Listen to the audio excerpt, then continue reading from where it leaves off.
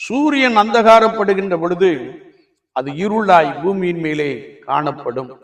செப்பனியா 1:15 நாம் வாசிக்கின்ற பொழுது, அந்த நாள் உக்கிரத்தின் நாள், அது இக்கட்டும் இடுக்குமான நாள், அது அழிவும் வாழ்க்கடிப்புமான நாள், அது இருளும் அந்தகாரமுமான நாள், அது மப்பும் மந்தாரமுமான நாள். மல்கியா 3:2 சொல்லப்பட்டது, அவர் வரும் நாளை சகிப்பவன் யார் என்று எழுதப்பட்டு இருக்கிறது.